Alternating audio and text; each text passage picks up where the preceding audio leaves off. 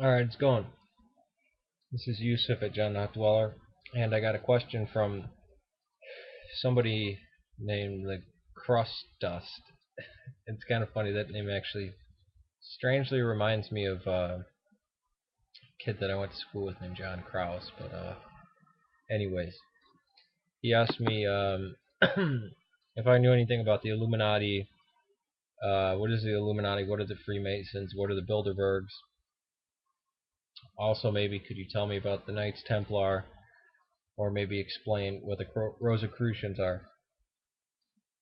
I'll leave the Rosicrucians for second video. I'm going to have to do this in parts. This one's just going to be preliminary.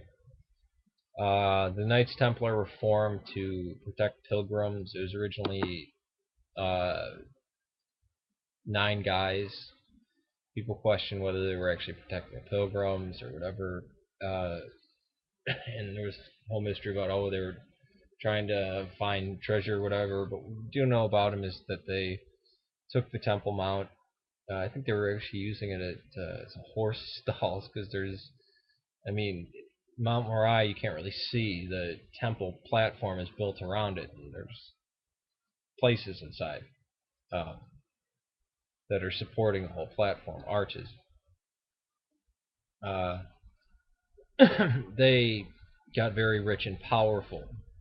The two groups, the Templars and the Hospitallers, were the two groups that the Muslims would throw their swords into the sand and run, tearing off their chainmail, running away, because they would not back down. They were ass kickers, basically, especially the Hospitallers. And they go in and build hospitals and do good things for the poor, but because they were true believers. But they were known never to run in battle.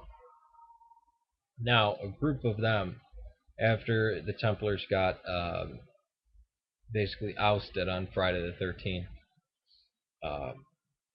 many years after the Crusades, they had started off as just a group protecting pilgrims, but they also basically set up the first banking industry. Industry, hardly a poor word to use. But people link them to the Freemasons, and I believe that there is a connection. It's a weak one. You kind of have to weigh the evidence for yourself.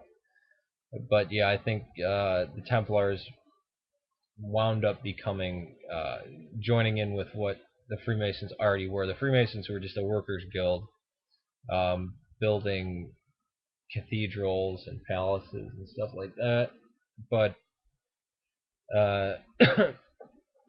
actually 300 years ago, to the year, the Freemasons formalized everything, and it became like a brotherhood. And they weren't actually Masons anymore. They weren't people working with stone.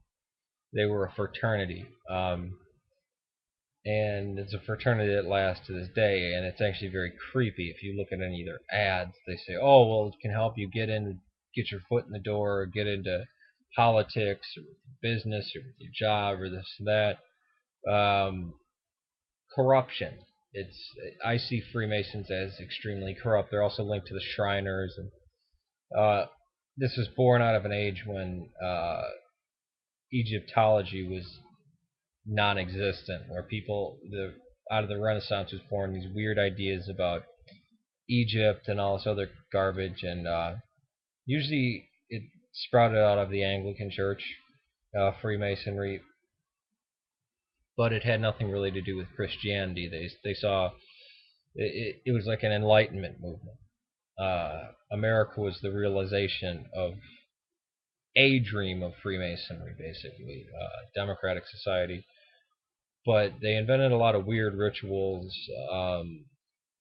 trying to blend what they call Moorish mysticism, which was basically the Islamic world, with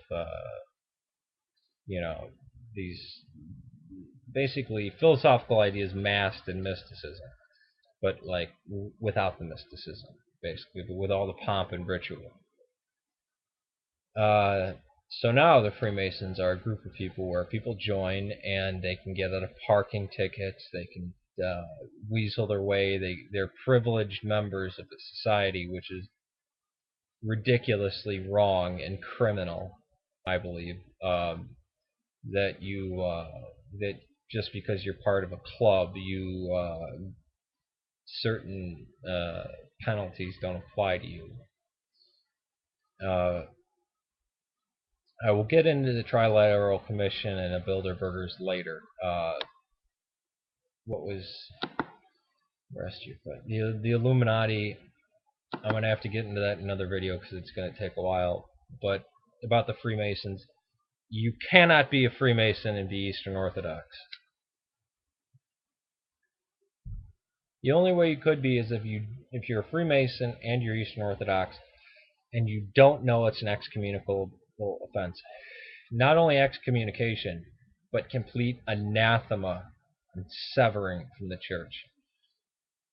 You cannot be a Freemason and be a Roman Catholic. The reason being is Scottish Rite Freemasonry says God, the name of God is Yah-Bolan. Yah from Yahweh,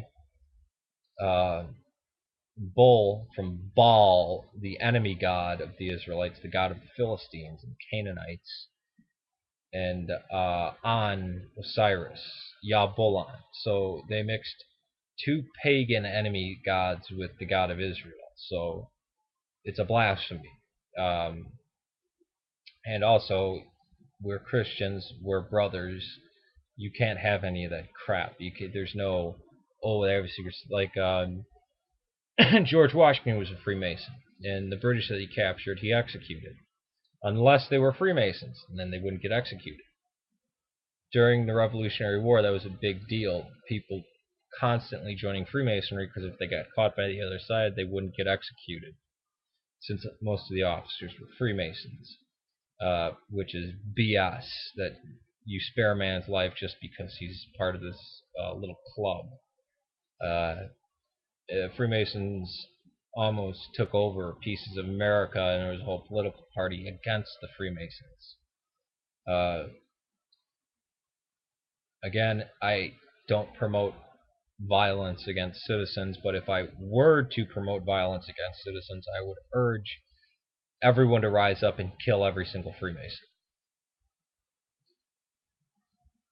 But I'm not saying that.